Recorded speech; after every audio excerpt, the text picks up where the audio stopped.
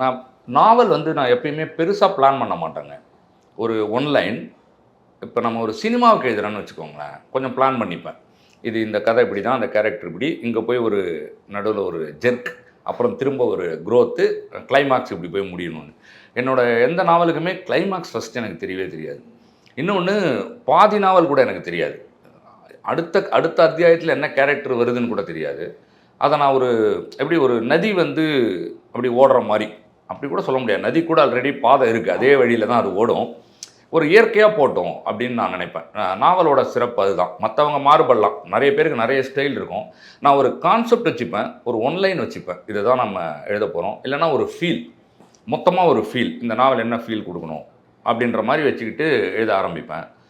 ஒரு 4-5 அத்தியாயம் கொஞ்சம் தடுமாற்றம் கூட இருக்கலாம், நீங்கள் படிச்சிங்கன்னா தெரியும். அதாவது நம்ம எந்த இடத்துக்கு போகிறோமோ ஃபஸ்ட்டு வழி இல்லைல்ல. நம்ம ட்ரெக்கிங் போகிறப்ப ஃபஸ்ட்டு அந்த கலையெல்லாம் உடிச்சு போட்டு புதுசாக அந்த ஒரு வழியை இருக்கிற ஒரு சின்ன தடைகள் இருக்கலாம். ஒரு 15-20% எழுதின உடனே அது தனக்கான பாதையை அந்த நாவல் தானாக பிடிச்சிக்குது.